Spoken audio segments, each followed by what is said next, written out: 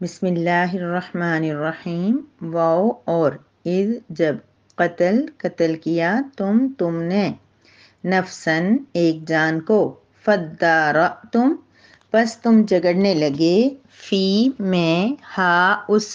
واللہ اور اللہ تعالیٰ مخرجن نکالنے والا ہے ما جو کن تھے تم تکتمون چھپاتے۔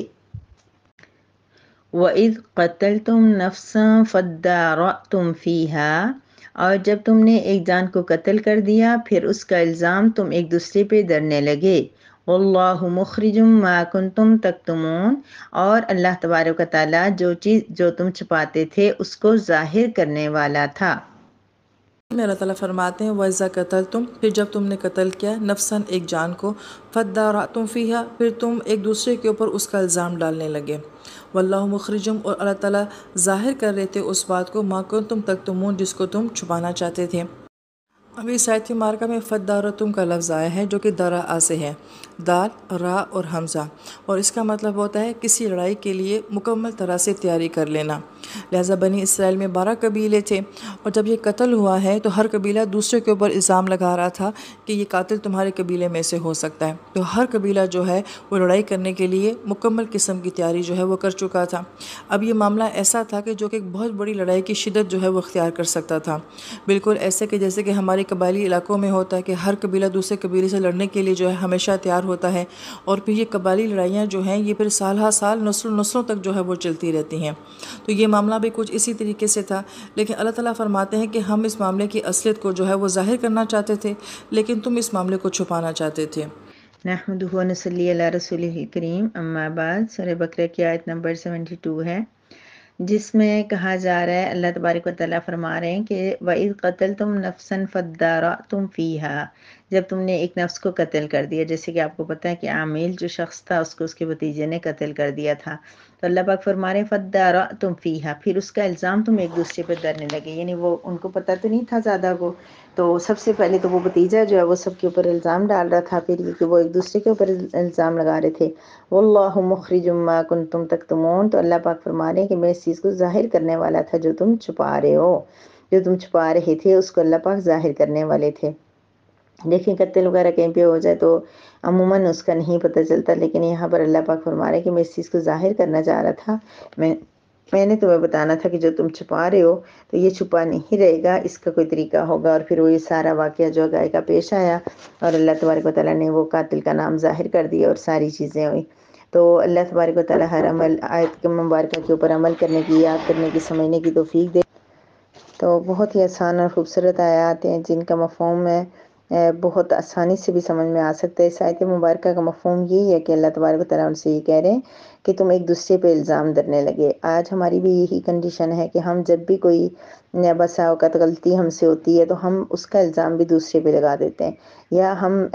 کسی جانے بغیر، پتہ نہیں ہوتا کہ کس نے بات کی ہے نہیں کی ہے، اور بغیر کسی تحقیق کے، بغیر کسی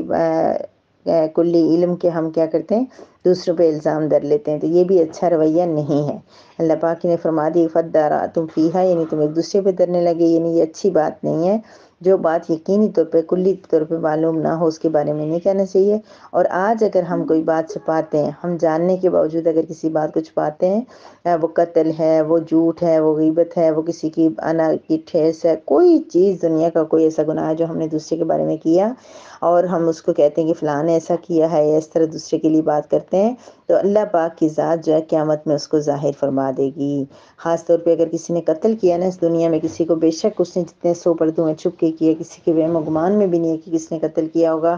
بلکہ دوسروں کو بسا ہوگا جو ہے نا کہ کسی اور پارٹی کو سزا مل جاتی ہے سب کچھ، تو پھر بھی کیا ہوگا کہ اللہ تبارک و تعالیٰ کی ذات مخرج ما یعنی قیامت کا جب دن ہوگا، فیصلے کا جب دن ہوگا، تو اللہ تبارک و تعالیٰ اس کو خوب اچھی طرح ظاہر کر دیں گے، اور اللہ پاک سب کے سامنے اس چیز کو بتائیں گے کہ کس نے یہ الزام لگایا تھا، کس نے یہ قتل کیا تھا، کس نے یہ چوری کی تھی، کس نے کون سا گناہ کیا تھا، یعنی ہر وہ گناہ جس کو ہم دوسرے کے سر پہ ڈالتے ہیں اس کو کیا کریں گے، اللہ تبارک و تعالیٰ اس کو ظاہر فرما دیں گے۔ آج ہم جو چھپا کے 7 پردوں کے اندر چھپ کے جو ہم گناہ کرتے ہیں نا، تو اللہ تعالیٰ اس کو قیامت کے کے دن ہمارے سامنے لے کے آ جائیں گے، اس لیے ہمیں اپنی تنہائیوں کی حفاظت کرنی ہے۔ سامنے ہو کے پھر بھی ہم لوگ کے سامنے تو ہم بہت مومن ہوتے ہیں نا، دوسروں کے سامنے ہمارا کریکٹر ہوتا ہے، اللہ پاک کی ذات نے ایسی لاج رکھی ہوئی ہے، ایسی عزت رکھی ہوئی ہے کہ اللہ ہر انسان سمجھتا ہے کہ فلاں بہت نیک ہے سب کچھ، لیکن جو ہم چھپ کے گھر میں اکیلے میں تنہائی میں جو ہم گناہ کرتے ہیں نا، ہمارے اندر اتنا تقویٰ آ جانا چاہیے، اتنا اللہ کا ڈر آنا چاہیے کہ کمرے کے اندر بند ہے، لاک لگے ہوئے، کنڈی لگی ہوئی ہے، ہم اپنے موبائل میں کوئی ایسی چیز نہ دیکھیں۔ کیوں کہ دیکھنا کیا، اگر غیر محرم کو دیکھنا منع ہے تو کیا وہ صرف جو محلے میں یا راستے میں یا اس طرح کا غیر محرم ہے اس کو دیکھنا منع ہے؟ نہیں، وہ ڈرامے میں ہے، وہ ٹی وی میں ہے، وہ موبائل میں ہے، وہ آڈیو میں ہے، وہ ویڈیو میں، اس کو غور سے دیکھنا یا اس کو پسندیدگی کی نظر سے اسپیشل دیکھنا بہت بڑا گناہ ہے۔ سورہ نور پڑھیں تو اس کے اندر اس قدر باریکی سے اور اس قدر ان چیزوں کی مذمت کی گئی ہے کہ انسان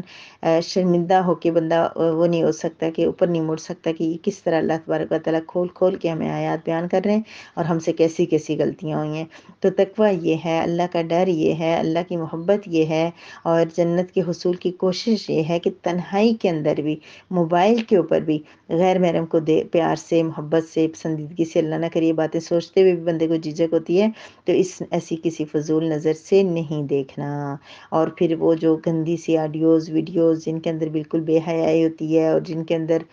فحاشی ہوتی ہے اور بہت زیادہ کچھ ہوتا ہے، وہ تو دیکھنے کا سوال ہی نہیں پیدا ہوتا، سوال ہی نہیں پیدا ہوتا۔ جس طرح آپ کسی انسان کے چلتے پھرتے انسان کی کوئی بری جگہ، کوئی اس کی بے پردگی والی جگہ نہیں دیکھ سکتے کسی مرد کی طرف ہیں، تو اسی طرح یعنی کہ بغیر قمیض کی شرٹ کے اگر کوئی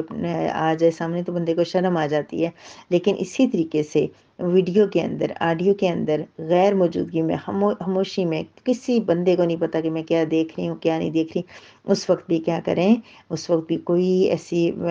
شرمندگی والی، ایسی عزت والی اور ایسی چیز جگہ دیکھنے سے پرہیز کریں۔ یہ بہت ضروری ہے، بہت ضروری میری بہنوں۔ جب ہم اکیلے میں ڈریں گے نا تو اللہ پاک ہماری عزت رکھ لیں گے محفلوں کے اندر، لیکن اگر ہم اکیلے میں ایسے گناہ کریں گے، ایک وقت ایسا آئے گا کہ میدان حشر ہوگا اور وہاں پر ہر چیز نمایاں ہوگی، اس طرح کھول کھول کے بیان کی جائے گی کہ انسان کو تصور بھی نہیں کر سکتا۔ اچھا، تصور ہمارے لیے پہلے تو محال تھا، ہم لوگ سمجھتے تھے کیسے ہو سکتا ہے کہ اللہ تعالیٰ ساری اتنا بڑا میدان لگے گا اور ایک ایک بندے کی چیز سامنے آ جائے گی، اتنے اربوں خربوں اتنی ساری دنیا ہے، ایک ایک بندے کی فلم چلے گی اور ہر بندے کے بارے میں بتایا جائے گا کہ اس نے یہ گناہ کیا، اس نے، اور سارے لوگ دیکھیں گے۔ یہ کیسے پاسبل ہے کہ پوری دنیا ایک بندے کو دیکھے؟ تو دیکھیں آج ہم نہیں دیکھ رہے، پہلے ہم لوگ ٹی وی اتنا بڑا سیٹ ہوتا تھا اس کے اندر چلو ہم دیکھتے تھے، اب پھر چھوٹا ہوا، پھر یہ موبائل ہمارے ہاتھوں میں کتنا چھوٹا ہے، اس ایک موبائل کے اندر اب جب ہم ایک ویڈیو دیکھتے ہیں، آڈیو دیکھتے ہیں تو کتنے ہزاروں میل دور امریکہ میں کوئی بیٹھا ہوا ہے تو ہمیں وہ کتنا کلیئر نظر آتا ہے، پھر اس کی آواز ہمیں کیسے آتی ہے، کیسے ہم دیکھ رہے ہیں کہ وہ کیا بول رہا ہے کیا نہیں۔ تو اللہ کے لیے کیا مشکل ہے کہ وہ میدان حشر میں ایسا نظام بنا دے کہ ہر انسان اس انسان کے گناہوں دیکھے گا، جب اس کے گناہوں کا پردہ فاش ہوگا تو ہر انسان کو وہ نظر آئے گا، اور ہر انسان کے ہمارے آقا حضرت محمد صلی اللہ علیہ وسلم موجود ہوں گے، اور وہاں بتایا جائے گا کہ اے نبی آپ کے امتی یہ کام کرتے تھے، اور پھر یہ نہیں ہوگا کہ وہ بور، کیونکہ وہ لائف ہی اتنی لمبی ہوگی کہ کوئی بور نہیں ہوگا، ہر ایک دوسرے کو دیکھے گا، اور کچھ ایسا اللہ کا نظام ہوگا کہ کوئی تنگ نہیں ہوگا، جلدی سے سارا پروسیس ہو جائے گا۔ تو بہرحال وہاں پر ہمارے ایک ایک کام کو چھپے ہوئے، خاص طور پہ جو تنہائی میں ہم نے گناہ کیے ہوں گے نا، وہ وہاں پہ ظاہر کیے جائیں گے، عیاں کیے جائیں گے۔ تو ایک اگر دنیا میں ہم کسی چیز سے ڈرتے ہیں، ہمیں کتنا ڈر لگتا ہے کہ بھی ہم نے کسی کے بارے میں غیبت کی ہو تو ہمیں بعد میں پتہ چلے کہ ایک دوسرے تک بات پہنچ گئی ہے، ہم بہت ڈر جاتے ہیں، ہم سے بات ہوئی او میں نے کہہ دیا تھا، اس کو کس نے بتا دیا، کیسے بتایا، اب میں کیا کروں، کیسے کور کروں گی۔